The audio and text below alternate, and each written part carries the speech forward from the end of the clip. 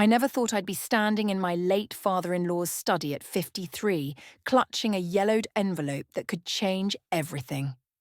But here I was, heart hammering against my ribs, while my husband David sat slumped in the leather chair that used to belong to his father, looking like he'd aged 10 years in the past month.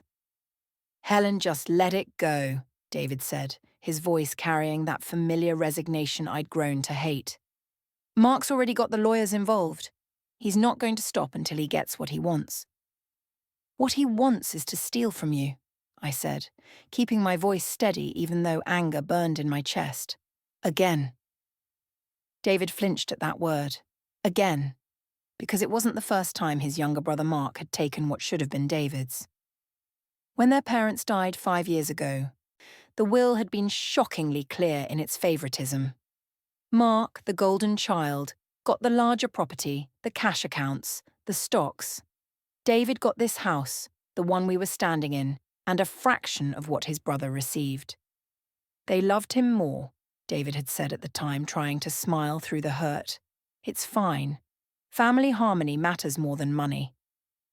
I'd held his hand and said nothing, but inside I'd been screaming. Not because of the money, but because of what that will represented. A lifetime of being second best. A lifetime of his parents' voices saying, "Mark is the eldest. Mark knows better. Mark deserves more." And now Mark wanted this house too. The last thing David had left of his parents. My phone buzzed. Another message from Mark's wife, Sandra. I didn't even need to read it to know what it said. More veiled threats, more pressure, more of that sickeningly sweet tone that barely masked the greed underneath. "We really think it's best for everyone if you just sign the papers," the last message had read.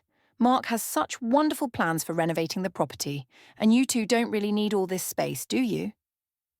I set my phone face down on the desk and looked at David. At 55, he was still the kind man I'd married 30 years ago. Too kind, maybe. His brown eyes were tired, his shoulders curved inward like he was trying to make himself smaller. "Tell me again what happened when your parents divided everything," I said. David sighed, running his hand through his greying hair. "Helen, we've been over this 100 times. Tell me again." He closed his eyes and I watched the memories play across his face like shadows. "Dad called us both into his office, just like this one. He had all the papers spread out. Mark got the commercial property downtown, the one that's worth a fortune now. He got the investment accounts, the savings bonds, everything liquid. I got this house and the debt that came with it." "And what did your father say to you?" David's jaw tightened. He said, "David, you've always been the responsible one. You'll make do. Mark needs more support to establish himself." As if Mark hadn't already been given every advantage since birth, I walked over and put my hand on David's shoulder. "And you said nothing." What was I supposed to say? They were my parents. They made their choice. And Mark? Mark smiled, shook Dad's hand, thanked them for their generosity and wisdom. Then he left without even looking at me. I felt that familiar surge of protective fury. My husband, who had spent his whole life being overlooked, dismissed, treated as less than. My husband, who had cared for his aging parents while Mark was too busy with his own life. My husband, who deserved so much better than this. The doorbell rang, sharp and aggressive. We both knew who it was. "I'll get it," I said. "Helen, please." David stood up, his hand reaching for mine. "Maybe we should just give him what he wants. I'm so tired of fighting." I turned to look at him, really look at him. "Do you remember what you told me on our wedding day? You said, 'Helen, with you by my side, I finally feel like I'm enough.' Do you still believe that?" His eyes welled up. "Of course." "Then trust me. Let me handle this." I walked through the house to the front door, my footsteps echoing on the hardwood floors. This house, with its crown moulding and original fixtures, with its creaking stairs and sun-filled kitchen. This house where David had grown up, where his mother had taught him to cook, where his father had taught him to be kind. This house that Mark wanted to tear apart and rebuild into something modern and soulless, just so he could say he owned it all. I opened the door. Mark Thompson stood on the porch, all 50 years of him radiating entitlement. He was dressed in an expensive suit, his hair perfectly styled, his smile sharp as a knife. Behind him stood Sandra, equally polished, equally predatory. And behind them, surprisingly, stood Gerald Kowalski, the family's old attorney. "Helen," Mark said, not bothering with pleasantries. "We need to talk." "Then talk."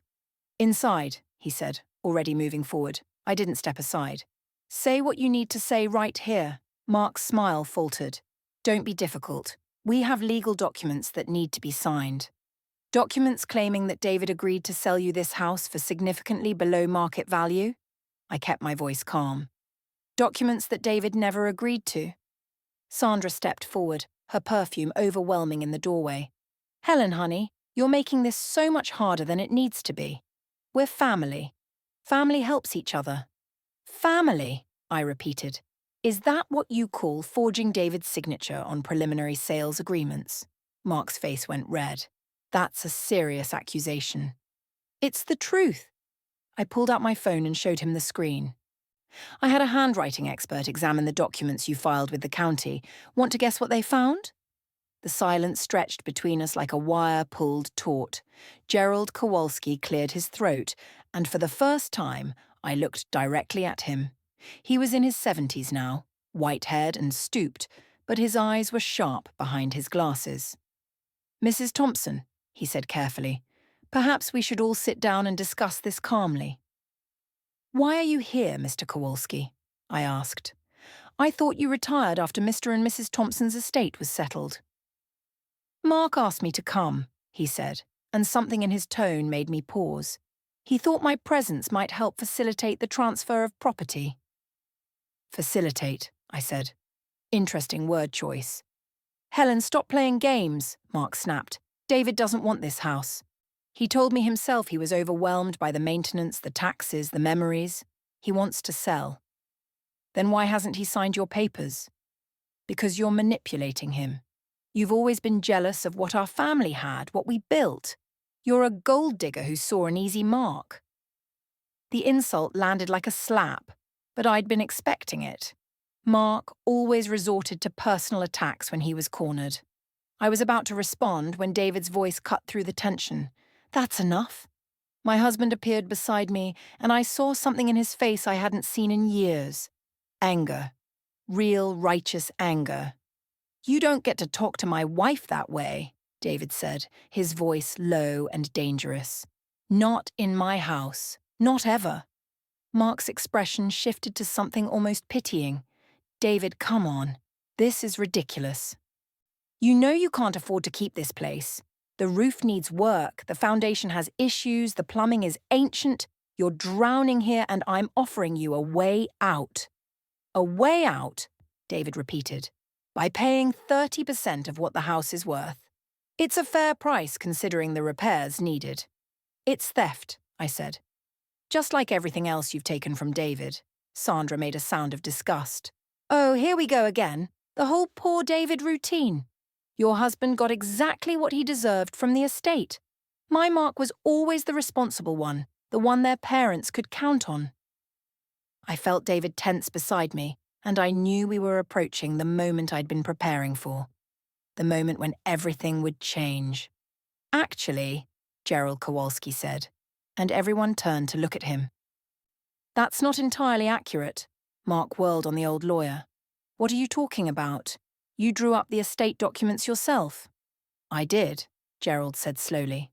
"But I also drew up an earlier document, one that your parents created 10 years before they died." The air seemed to freeze. Mark's face went pale, then red, then pale again. "What document?" I asked, though I already knew. The yellowed envelope in my hand suddenly felt heavy as lead. Gerald reached into his briefcase and pulled out a folder. "When Mr. and Mrs. Thompson first consulted me about their estate, they created a trust. The terms were very specific. David was to inherit this house outright, with no strings attached. Mark was to inherit the commercial properties and liquid assets. The will that was executed at the time of their deaths was simplified. but the trust was never dissolved. "That's impossible," Mark said, but his voice shook. "I would have known. You would have told us." "I tried to," Gerald said, and now I heard the weariness in his voice. "At the reading of the will, I mentioned that there were additional documents, but you insisted that the will was all that mattered. You said, and I quote, 'My parents knew what they were doing. Let's not complicate things with paperwork.'" I remembered that day, remembered Mark's aggressive confidence, how he'd rushed through everything, how he'd made it clear that any discussion was unwelcome. David had been too grief-stricken to fight, and I'd been too focused on supporting my husband to push back. "The trust specifically states," Gerald continued, "that David Thompson is the sole owner of this property. Any attempt to sell and transfer or encumber the property without his explicit, witnessed consent is null and void. Furthermore, any family member who attempts to coerce or defraud David out of his inheritance will forfeit their own inheritance entirely." The words hung in the air like smoke. I watched Mark's face cycle through emotions: shock, denial, rage, fear. "You're lying," he said finally. "This is some scheme you and Helen cooked up." "It's public record," Gerald said calmly. "Filed with the county 23 years ago. I brought copies for everyone." He began pulling papers from his briefcase, and I saw the official seals, the notarizations, the signatures. "Why didn't you tell us this before?" David asked, his voice barely above a whisper. Gerald looked at him with something like regret. "I tried, son. But you were so set on keeping the peace, on not causing trouble. And Mark was so insistent. I'd hoped that you'd come to me eventually, ask the right questions. When I heard through the neighborhood grapevine what Mark was trying to do now, I knew I had to intervene." The neighborhood grapevine. I thought of Mrs. Chen next door, who'd mentioned seeing Mark and some official-looking men surveying the property, who'd wondered aloud why David would want to sell, who'd suggested carefully that I might want to talk to Gerald Kowalski if I had questions about the original estate settlement. Mrs. Chen, who'd watched David grow up, who'd seen the favoritism, the hurt, the injustice, who'd been waiting all these years for someone to finally ask the right questions. "This doesn't change anything," Sandra said, but her voice was shrill. "We've already invested money in this. We've made plans. We have contractors lined up." "Then you'll have to cancel them," I said, "because this house belongs to David. It always has." Mark's hands clenched into fists. For a moment, I thought he might actually try to hit someone, but David stepped forward, putting himself between his brother and me, and something in that small gesture made Mark falter. "You don't understand," Mark said, and now there was desperation in his voice. "I need this house. I've promised investors that I'd develop this entire block. If I don't deliver, I'll lose everything." "You'll lose everything," David repeated. "Not your family, not your health, not your dignity. Your business deals. It's the same thing." "No," David said quietly. "It's not." I watched my husband look at his brother, really look at him, maybe for the first time in their adult lives. Saw him see the greed, the selfishness, the complete lack of remorse or empathy.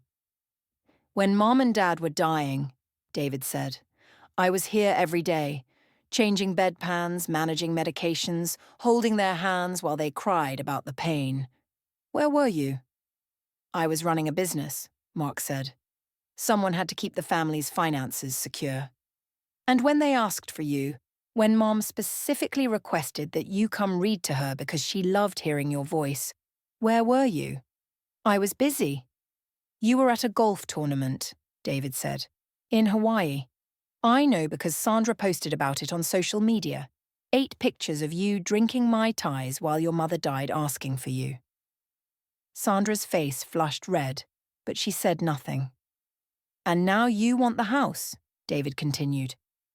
"The house where I took care of them, where I watched them take their last breaths, where I grieved while you were too busy counting your inheritance to even attend the memorial properly.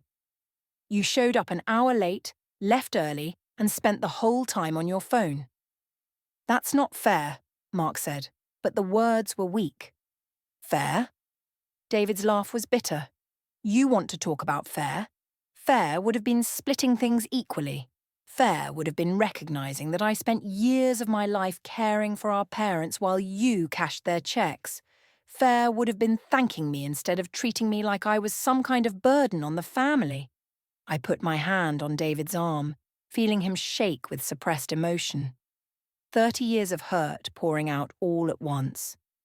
But you know what? David said, his voice dropping to something cold and final. I don't need fair anymore. I don't need your approval or Dad's posthumous validation or Mom's apologies that never came. I have this house. I have Helen. I have a life that isn't measured by what you think I deserve. David, Mark tried, but my husband cut him off. No, I'm done. Mr. Kowalski, thank you for bringing this information. Please file whatever papers need to be filed to ensure that the trust is properly enforced and recorded. Already done, Gerald said. I filed the notice of trust enforcement this morning. The county recorder's office has all the documentation. No one can touch this property without your consent. Good. David turned to his brother. Mark, I want you to leave now, and I don't want you to come back. Not for holidays, not for birthdays, not ever.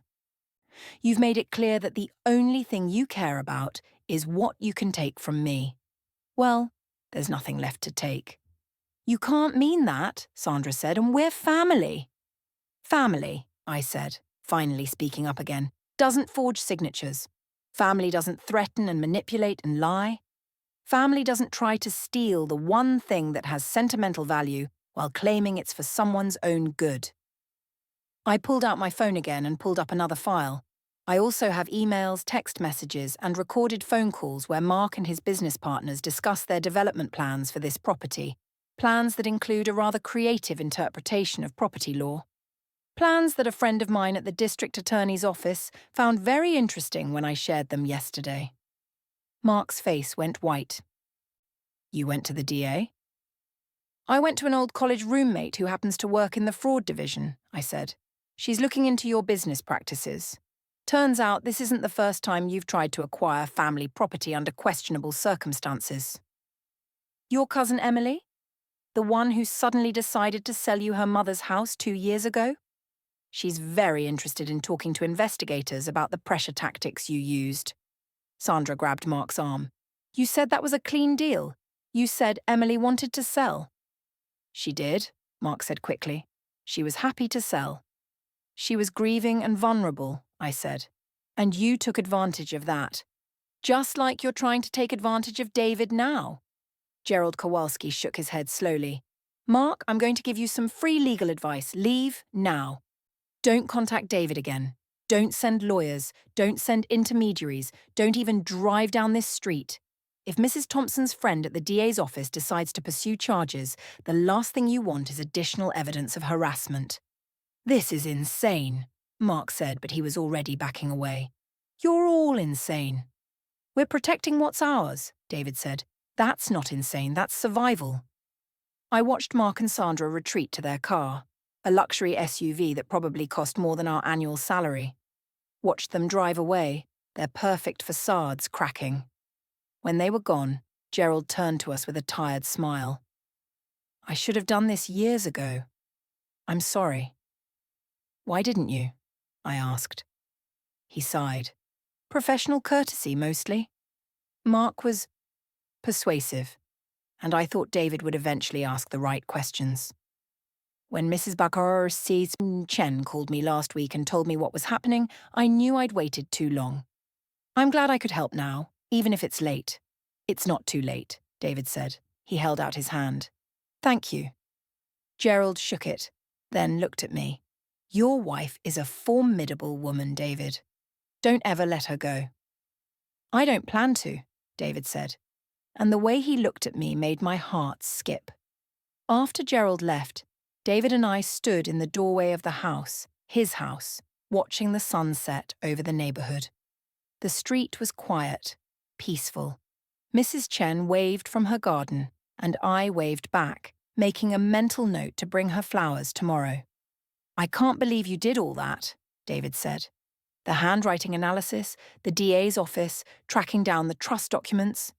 "I didn't find the trust documents," I admitted. "Gerald brought those." "I just connected the dots. Mrs. Chen told me he'd been asking about you, seemed worried, so I called him." "And the rest?" "The handwriting analysis is real. The DA investigation is real. Mark really has been pulling questionable deals for years. I just did the research." David pulled me close and I felt him trembling. I was ready to give up, to just sign whatever he wanted and walk away. "I know. Why didn't you let me?" I turned to face him, putting my hands on his chest. "Because you matter, David. Your feelings matter. Your history matters. This house matters. And I'll be damned if I let your brother take one more thing from you." "I don't deserve you." "Yes, you do," I said firmly. "You deserve someone who fights for you, who sees your value, who won't let you settle for being second best." David kissed me then, soft and sweet. And when he pulled back, there were tears on his face, happy tears for the first time in what felt like forever. "What do we do now?" he asked. I looked at the house, at its solid brick facade and welcoming porch.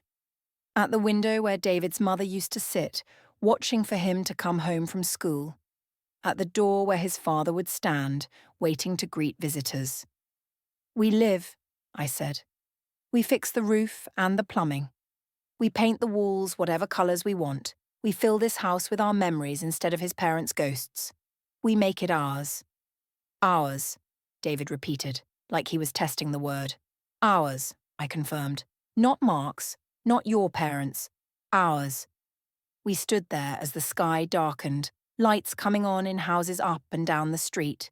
Inside, I could see the work that needed to be done, the repairs and updates, the decades of deferred maintenance. But I could also see the potential, the life we could build here. At 53, I'd learned that standing your ground wasn't about being loud or aggressive. It was about knowing your worth and refusing to accept less. It was about doing the research, gathering the evidence, building your case brick by brick until the truth was undeniable.